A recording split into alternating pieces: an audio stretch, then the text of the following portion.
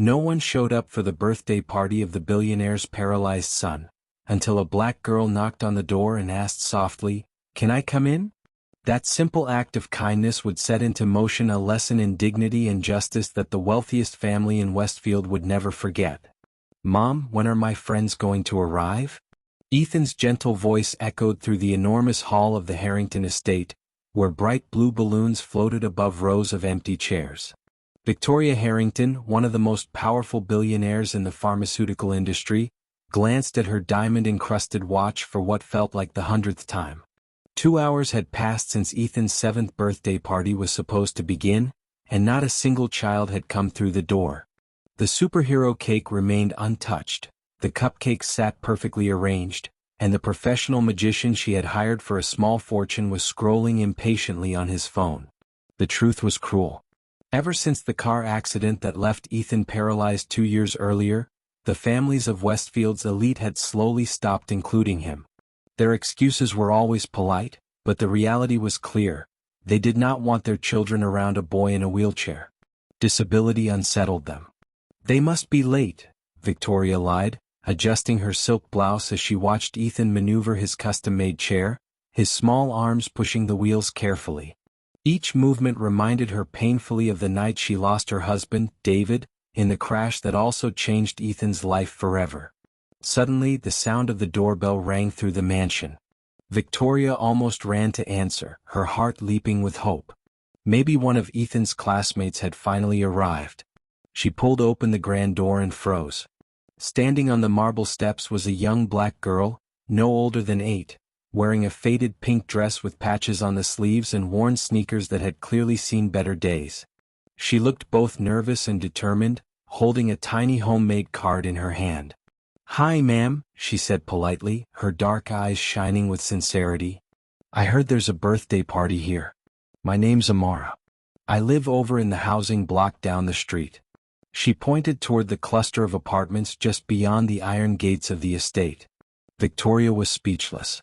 Of all the children invited, children from wealthy, polished families, it was this girl, a stranger from a modest neighborhood, who had come to the door.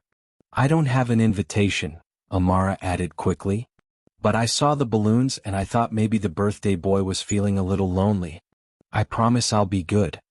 Before Victoria could answer, Ethan appeared behind her in his wheelchair. "Mom, who is it?" Amara's face lit up. "You must be the birthday boy. Happy birthday. I don't have a fancy gift, but I can sing for you if you'd like." Ethan burst into laughter, something Victoria hadn't heard from him in months. "Really? You want to stay at my party?" "Of course." Amara beamed. "Birthdays are the best." Victoria stepped aside, watching in amazement. In only a few moments, this little girl had brought more joy to her son than any therapist, toy, or expensive gesture ever had. There was something about Amara, something older than her years. It was as though she knew exactly what it felt like to be left out, to be treated as though you didn't belong. "Come inside, Amara," Victoria said at last, her voice softening. "Ethan really needs a friend today." What followed was nothing short of extraordinary. Amara didn't just attend the party, she transformed it. She played with Ethan as though his wheelchair didn't matter at all, inventing games where he was the hero and admiring every detail of the decorations as if they were the most impressive things she had ever seen. "Wow, that cake is huge," Amara exclaimed. "We usually just get one from a box mix, but this looks like it's from a movie." Ethan laughed so hard he nearly spilled his drink. "You're the funniest friend I've ever had." As the two children played in the garden, Victoria watched from the window with a strange mix of relief and guilt. How was it that an 8-year-old girl from public housing could show more kindness and compassion than all the polished, educated families of Westfield? And so began a chain of events that would turn an innocent birthday into a battle for justice, one that would shake the very foundations of privilege in their community. The sound of laughter drifted through the Harrington mansion as Amara pushed Ethan's wheelchair across the garden. They raced along the stone path, pretending the chair was a race car, both of them shouting, "V-room! V-room!" loud enough for the neighbors to hear. For the first time in years, Ethan wasn't the quiet boy everyone pitied. He was just a child having fun with a friend who truly saw him. Victoria stood at the window, watching them with an ache in her chest. She had spent fortunes on doctors, specialists, and therapists trying to restore her son's smile, but here was this little girl with patched clothes and bright eyes who had done it in minutes. Just then the phone rang. Victoria sighed and picked it up. "Victoria? This is Margaret Langston," came the cold, polished voice of one of Westfield's social queens and president of the board at Ethan's private academy. "Yes, Margaret. What is it?" "I've been getting calls," Margaret began, her tone dripping with disdain. "Some parents are concerned. They say there's a child on your property who clearly doesn't fit in with our community." Victoria's hand tightened on the phone. "Are you talking about Amara? She's the only one who cared enough to show up for my son's birthday when all your children abandoned him." "Victoria, you must understand our perspective," Margaret replied sharply. "Our families have standards. We don't want our children exposed to influences from that housing block. It isn't good for Ethan, especially in his fragile condition." Victoria glanced through the window again. Ethan was squealing with joy as Amara made engine noises and spun the chair around in circles. The sight was so pure, so full of life, it made Margaret's words sound poisonous. "Influences," Victoria repeated icily. "That little girl has shown more grace in 2 hours than I've seen at a year's worth of your charity galas." "Don't be naive," Margaret warned. "People like her always want something. Today it's friendship. Tomorrow it will be favors. You should be careful." Victoria hung up without another word, her chest burning with anger. How dare they reduce a child's kindness to something dangerous? Later that evening, as Amara prepared to leave, Ethan clung to her hand. "Will you come back tomorrow?" he asked, his voice full of hope. "If your mom says yes, I'll be here," Amara replied with a smile that showed her missing front tooth. "But what if people say bad things about me?" Ethan whispered, his eyes flickering with worry. Amara's expression grew serious. "My grandmother always tells me, people who only look at what's on the outside can't see your heart. And people with good hearts don't care what the bad ones think." Victoria felt her throat tighten. This little girl had a wisdom beyond her years, the kind of strength born from hardship. "You'll always be welcome here, Amara," Victoria said softly, kneeling to meet her eyes. "Always." Amara nodded. "Thank you, Mrs. Harrington. And don't worry. My family has been through worse. We always come out stronger." Victoria stood in silence as Amara disappeared down the long driveway toward the housing blocks. She realized that this simple friendship had already shaken the carefully constructed walls of Westfield's elite, and those who hid behind them were not going to take it kindly. What none of them knew was that Amara's presence at the party was only the beginning. By stepping into that mansion, she had lit a spark that would soon expose the cruelest truths about privilege, prejudice, and power in their community. The following Monday morning, Victoria's phone rang just as she was preparing Ethan for school. The caller ID displayed the name of Headmistress Helen Whitmore from Westfield Academy. Victoria answered cautiously. "Mrs. Harrington," Helen's voice was clipped and formal. "I need to address a matter that has been brought to my attention. Several parents have expressed unease over Ethan's new friendship." Victoria's stomach tightened. "Are you talking about Amara?" Helen cleared her throat. "Our school prides itself on tradition and reputation. Some families feel that certain associations may not be appropriate for our environment." "Inappropriate?" Victoria snapped. "That little girl has been the only one to show Ethan real kindness. None of your polished students even came to his birthday." "Please, Victoria," Helen replied, her tone cool. "I'm simply passing along the concerns of our parent community. Perhaps it would be wise to reconsider this connection before it causes unnecessary complications." Victoria hung up, her blood boiling. She had donated millions to Westfield Academy, and now they were telling her whom her son could call a friend? The attacks didn't stop there. On Tuesday, her pharmaceutical company suddenly lost 3 major contracts. Longtime partners cited strategic changes, but Victoria knew better. The timing was too precise. This wasn't coincidence, it was sabotage orchestrated by the same families who disapproved of Amara. By Wednesday, the elite country club where Victoria had been a member for 15 years suddenly revised, its membership policy. A board member called to suggest, in a patronizing tone, that she reconsider her social priorities if she wanted to remain part of their circle. But Thursday brought the cruelest blow. Ethan came home from school with red, swollen eyes. His wheelchair rolled slower than usual, his face pale with defeat. "Mom," he whispered, his voice trembling. "The boys at school said I can't sit with them at lunch anymore, because I'm friends with Amara." Victoria knelt in front of him, brushing his hair from his face. "And what did they say exactly?" "They called her." His voice broke and he shook his head, refusing to repeat the slur. "They told me if I keep being her friend, they won't talk to me at all." Victoria felt her chest ache as if something had shattered inside her. These children, raised in wealth, privilege, and private schools, had chosen cruelty over compassion. They were punishing her son for daring to accept kindness from someone they considered beneath them. That night, Victoria sat awake in her study, staring at the city skyline beyond the glass windows. She thought of Ethan's laughter with Amara, the joy she hadn't seen in years. She thought of Margaret's venomous warning and Helen's polished coldness. And she knew something for certain. This wasn't just about Ethan.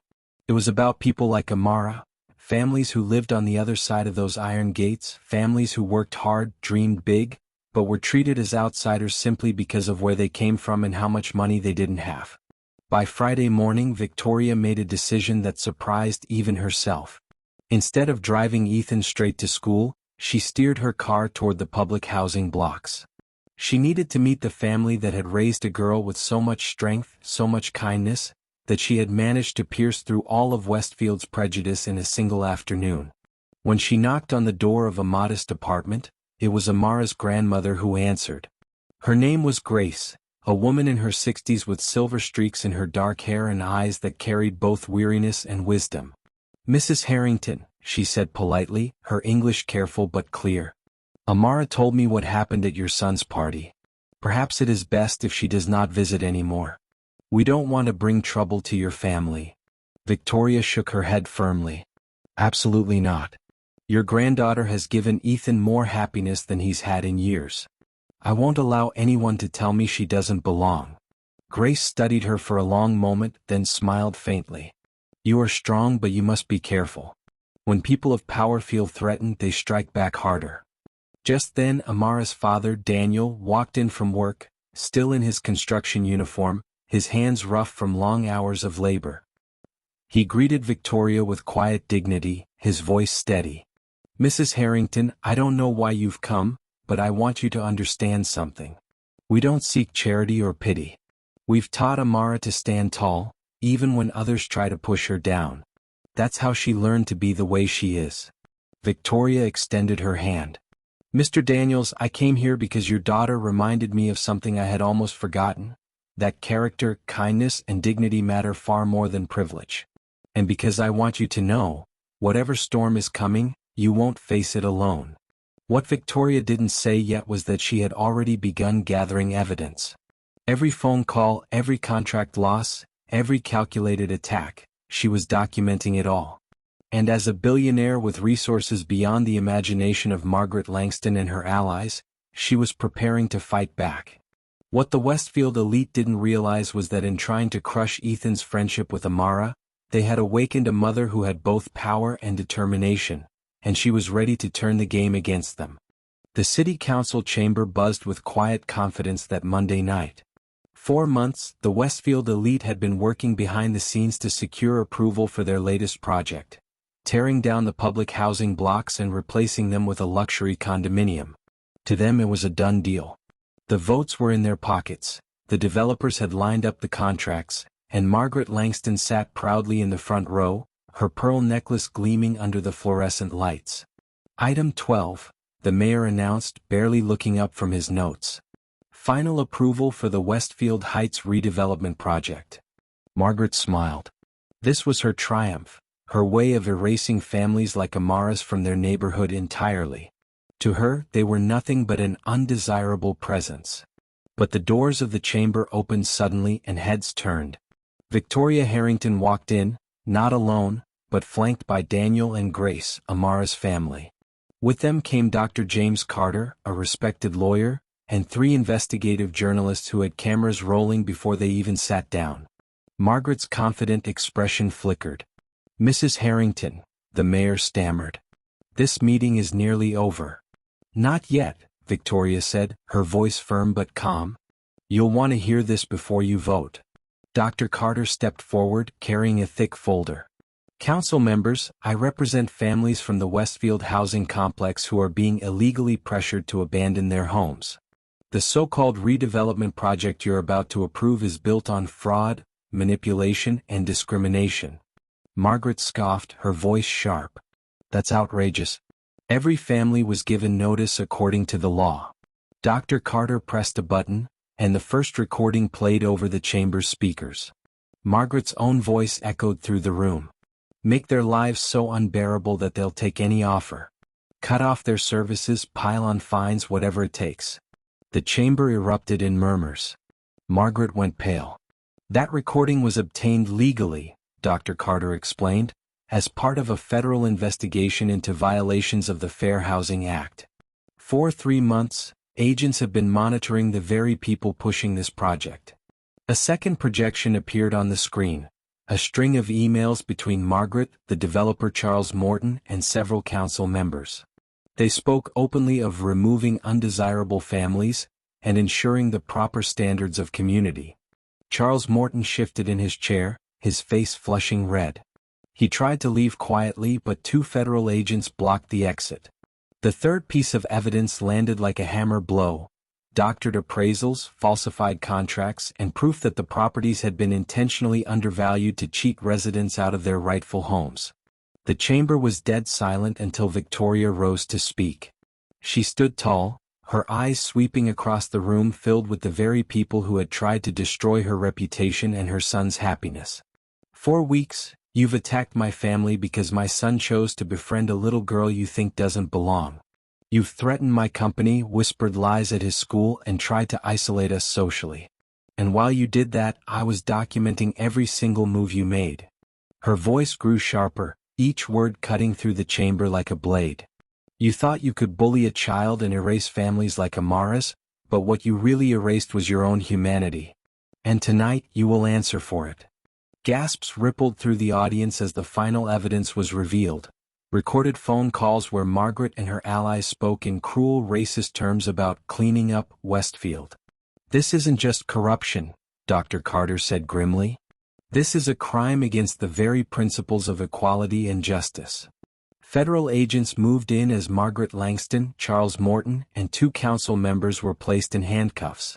Cameras flashed, reporters shouted questions, and for the first time in her life, Margaret looked powerless.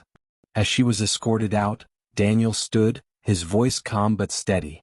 "My family came to this country with nothing but hope. We asked for no special favors, only the chance to live with dignity. You tried to take even that away. Tonight we proved that dignity is stronger than greed." The chamber erupted in applause from residents who had been too afraid to speak until now. Victoria placed her hand on Ethan's shoulder, who sat in his chair beside her, grinning up at Amara. For the first time she felt the tide turn. The battle was not over, but justice had finally begun to shine through the cracks of Westfield's polished facade. The fallout from the city council meeting spread through Westfield like wildfire. By the next morning, headlines blared across local newspapers. "Housing scandal rocks elite families." "Federal investigation into discrimination scheme." "Langston and allies in handcuffs." Margaret Langston, once untouchable, was now the face of disgrace. But while the arrests satisfied the public's hunger for accountability, the war was far from over. Victoria knew that people like Margaret didn't just disappear. They left behind networks of influence, allies desperate to protect themselves. And she knew they would try to strike back quietly in ways that hurt the most vulnerable. For Ethan, the storm took shape at school. Children who once ignored him now whispered cruel things in the hallway. Notes were left on his desk telling him to stay with his kind, and mocking his wheelchair. Teachers pretended not to notice. One afternoon, Ethan wheeled into the kitchen with his head lowered. "Mom, they said I don't belong there anymore. That I should leave the school." His voice cracked and Victoria's heart broke. Before she could answer, Amara placed her hand firmly on his. Don't listen to them. They're scared because you're braver than they are. My grandma says people only hate what they don't understand. Ethan managed a small smile. Her words steadied him in a way Victoria's couldn't. She realized then that Amara wasn't just his friend, she was his anchor. That Friday, Victoria decided to take a bold step. She returned to the housing complex, not in her sleek luxury car, but walking side by side with Ethan and Amara. Residents peered from balconies and doorways, surprised to see one of the wealthiest women in the city among them. Inside Amara's modest apartment, Grace offered tea with quiet dignity. Daniel sat across from Victoria, his work clothes still covered in paint and dust from the construction site. Mrs. Harrington, he began, I appreciate your support at the council meeting. But our families are still worried. People with power always find a way back. Victoria nodded. That's exactly why I'm here. I want to build something stronger than their influence. A shield for families like yours that no one can tear down. Daniel frowned slightly. I'm not sure I understand. Victoria leaned forward. My company is expanding its social responsibility program. I need someone who understands this community, not just from a distance but from the inside.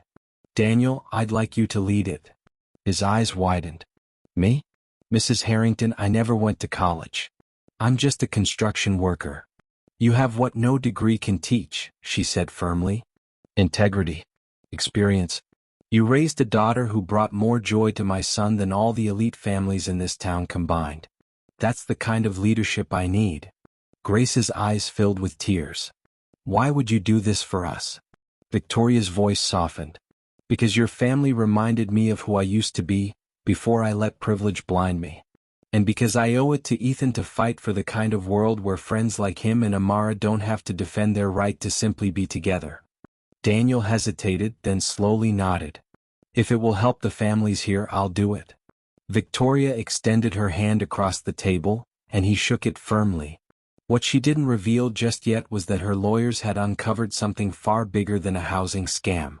The files Dr. Carter handed her contained proof that Margaret Circle had been manipulating city contracts for years, funneling millions into private deals while pushing out working families. The battle wasn't just about Ethan and Amara anymore. It was about exposing a system that thrived on exclusion and greed, and replacing it with one built on dignity, fairness, and inclusion. That night, as Victoria watched Ethan and Amara working on a school project together at the kitchen table, she felt something she hadn't felt in years: hope. The world outside was preparing to fight back against her. But for the first time she had allies who weren't bound by money or status. They were bound by truth. And she knew that truth, once revealed, was impossible to silence. Monday evening arrived, and the Harrington estate was unusually quiet. Victoria sat at her mahogany desk, reviewing the files Dr. Carter had delivered. What she saw chilled her to the core. The scandal wasn't just about the housing complex, it was a web of corruption stretching back years. Margaret Langston and her allies had manipulated property values, rigged contracts, and even influenced school board decisions to keep Westfield's elite firmly in control.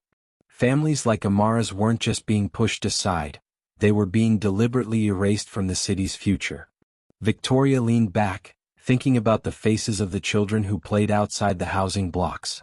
For too long, those children had been treated as invisible. She decided then that invisibility would end.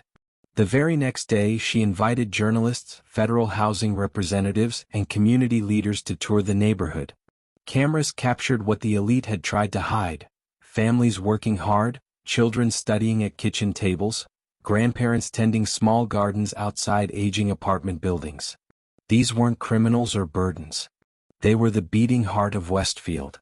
Meanwhile, the backlash against Victoria grew sharper.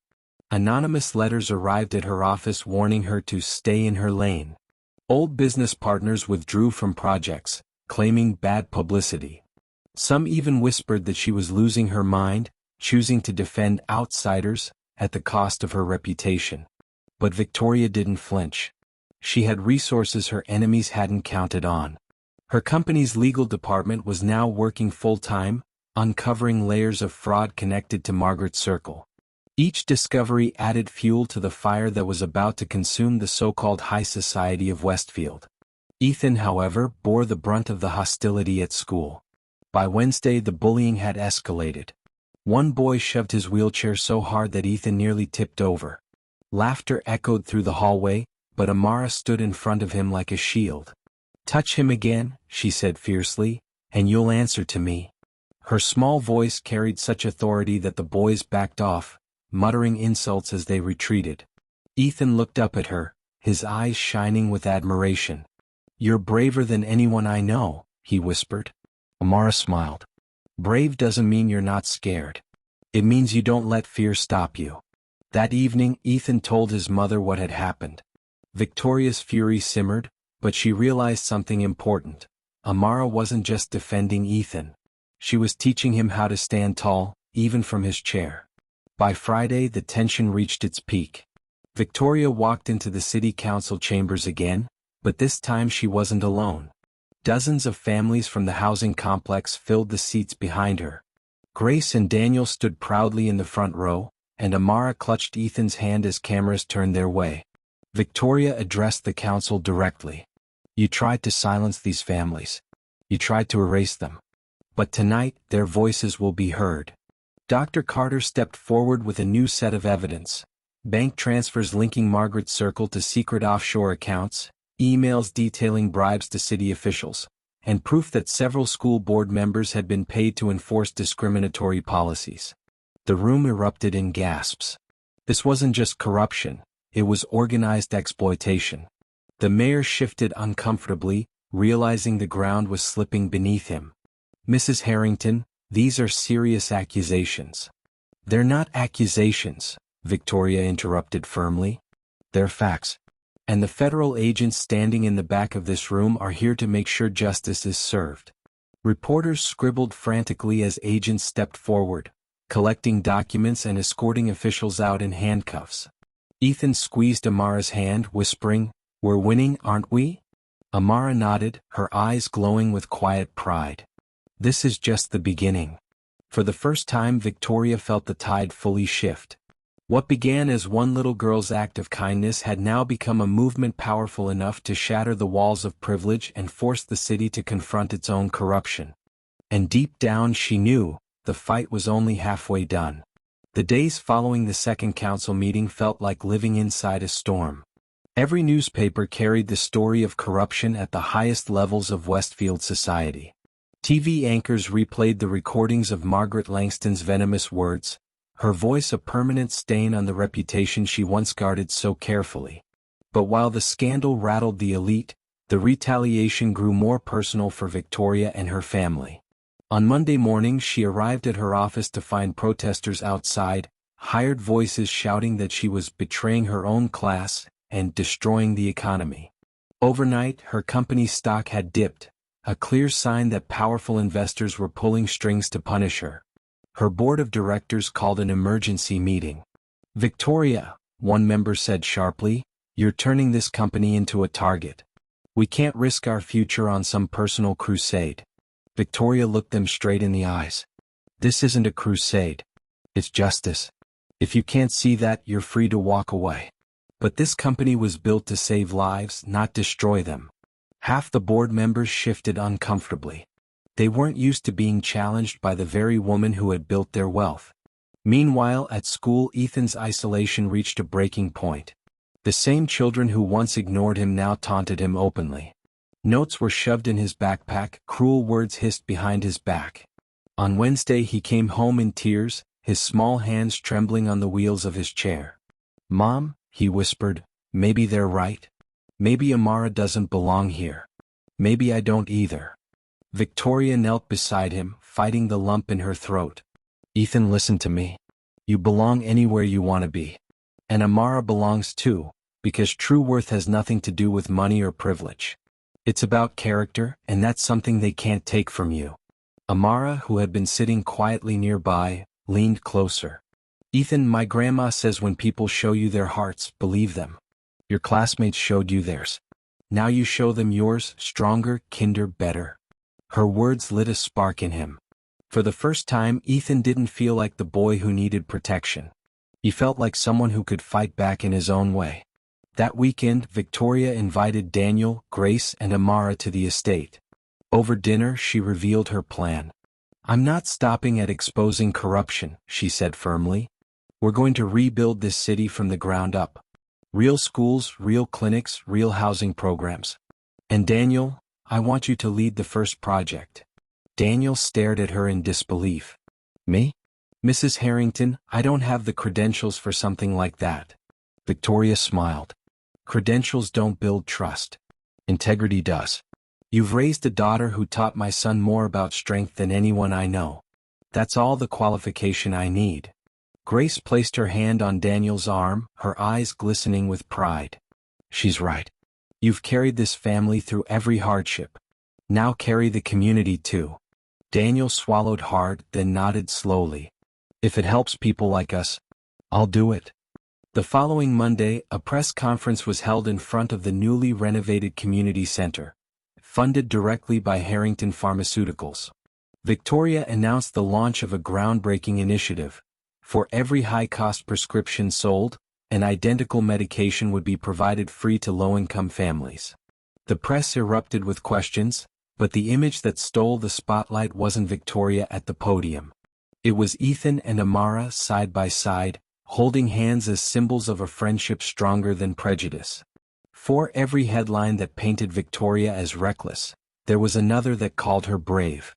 For every business ally that turned away, new families and community groups rallied behind her cause. Still, she knew the fight was far from finished. Margaret's allies had lost the first battle, but they were powerful, and their pride had been wounded.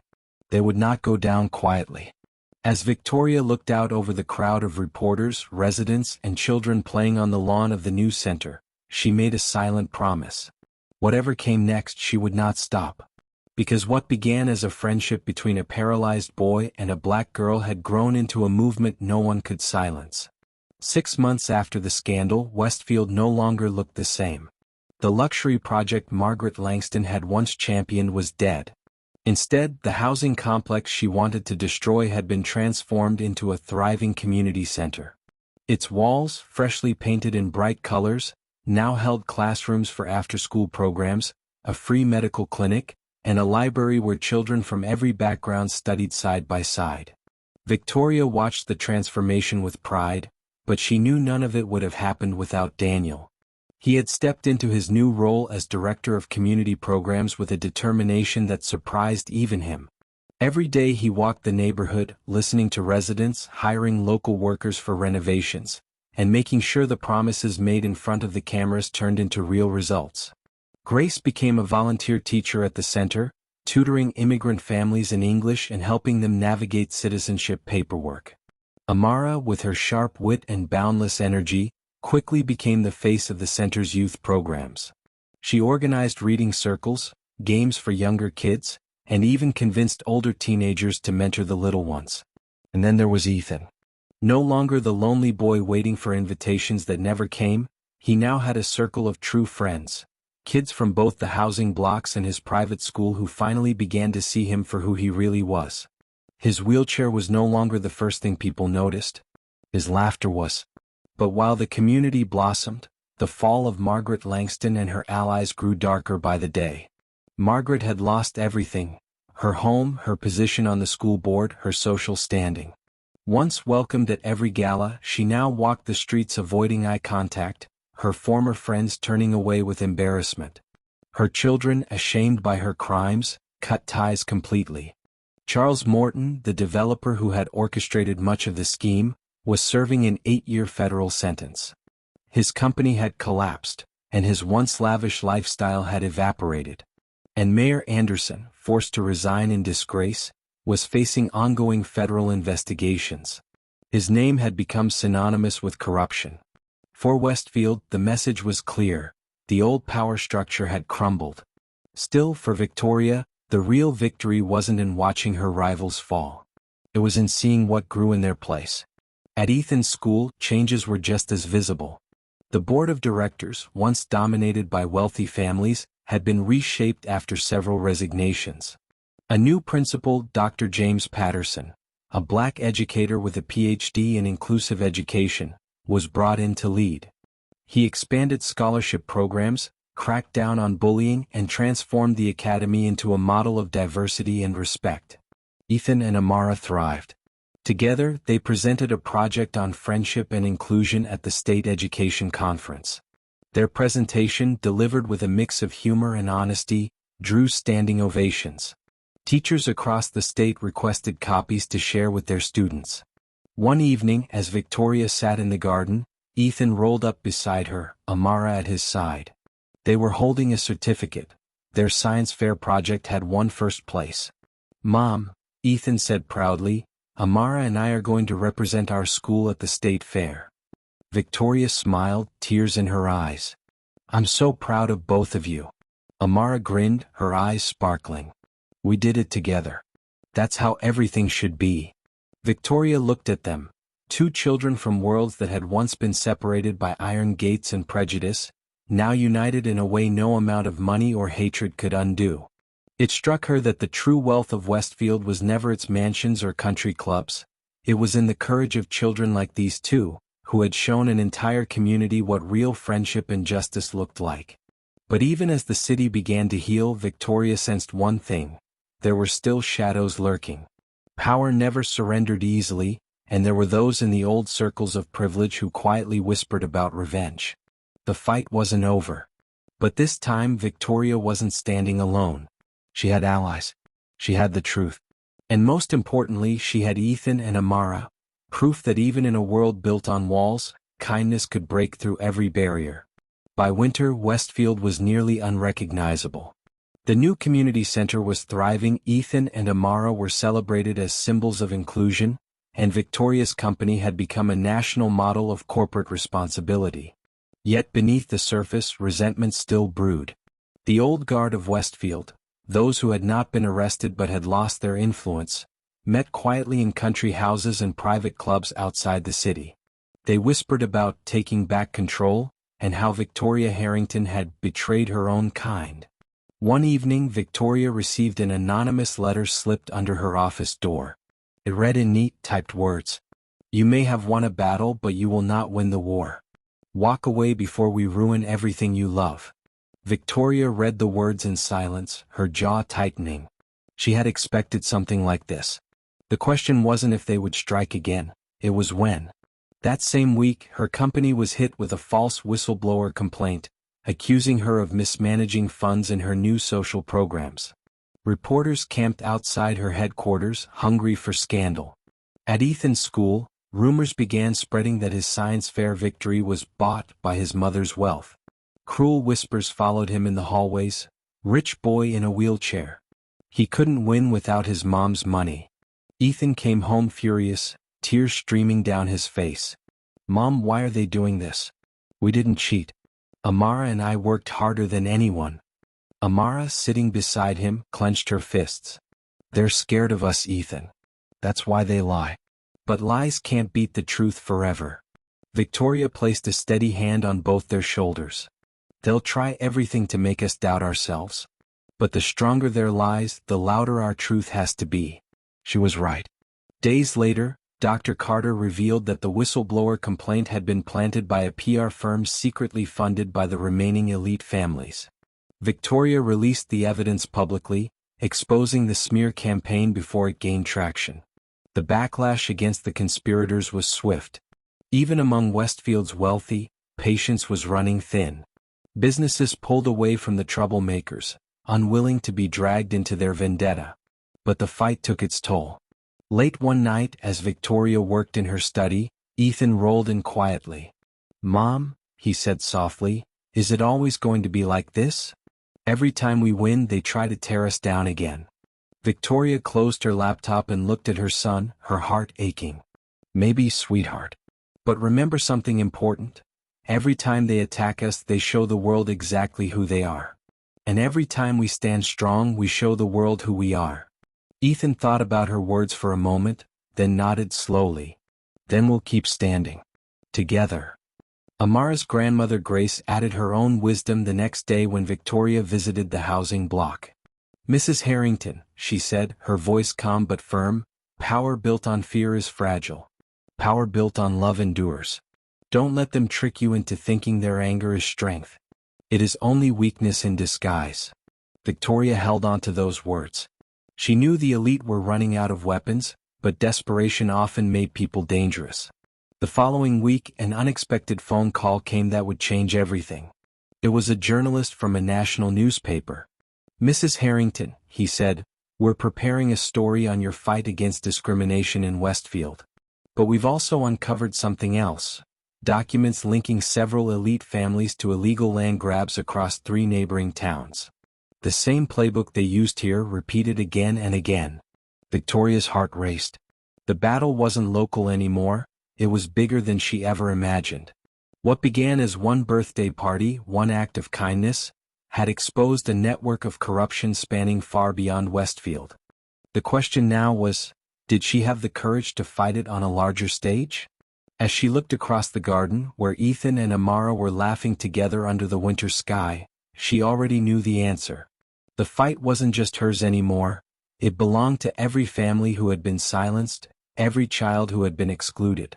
And this time the whole nation was about to watch. Spring arrived in Westfield with blossoms on the trees and a sense of renewal in the air. Yet beneath the beauty, the city was preparing for its greatest reckoning. The national newspaper article had hit like a thunderclap. Front-page headlines exposed not only Westfield's corruption but a network of land grabs, school board manipulations, and housing discrimination stretching across multiple towns. For decades, the same elite families had quietly profited while ordinary families were displaced and silenced. This time the nation was watching. Federal prosecutors announced sweeping charges. More arrests followed. Council members, developers, bankers, even school officials who had taken bribes. The very people who once sneered at Amara for not belonging now stood in courtrooms, stripped of their status, their names linked forever to scandal. For Victoria, the victory was bittersweet. She had achieved what few dared to dream. She had broken the circle of corruption. But she knew the cost. Ethan had endured months of bullying, her company had been dragged through storms of rumors, and Amara's family had lived under constant scrutiny. Yet as she stood at the grand opening of Westfield's new Community Health and Learning Center, she knew it had all been worth it. Children from every background ran across the lawn, laughter echoing through the air. Families lined up for free medical checkups, and volunteers handed out books in multiple languages. A mural painted on the building's wall showed 2 children, one in a wheelchair, one standing beside him, holding hands as equals. The inscription read, "Friendship is stronger than fear." Ethan and Amara stood together at the ribbon-cutting ceremony. Reporters snapped photos as Ethan spoke into the microphone, his voice steady and clear. "People told us we shouldn't be friends. They said we didn't belong together. But they were wrong. Amara taught me that friendship isn't about money or status or what people think. It's about kindness. And kindness can change the world." The crowd erupted in applause, many wiping tears from their eyes. Amara squeezed his hand, smiling proudly. Victoria watched them, her heart full. She remembered the lonely boy who once asked, "When will my friends arrive?" And the little girl who walked into their lives with nothing but a smile and courage. That simple moment had grown into a movement that reshaped not only their city but inspired reforms across the country. And what of Margaret Langston? Once the queen of Westfield's high society, she now lived in a modest apartment, her wealth gone, her influence shattered. On rare occasions, Victoria spotted her at the local market, moving quietly through the aisles, avoiding eye contact. She had become a living reminder that arrogance and prejudice could topple even the mightiest. One year after Amara knocked on the Harrington mansion's door, Victoria sat in her garden, watching Ethan and Amara work on their next school project together. Ethan turned to his mother with a grin. "Mom, do you remember my birthday when nobody came?" Victoria nodded softly.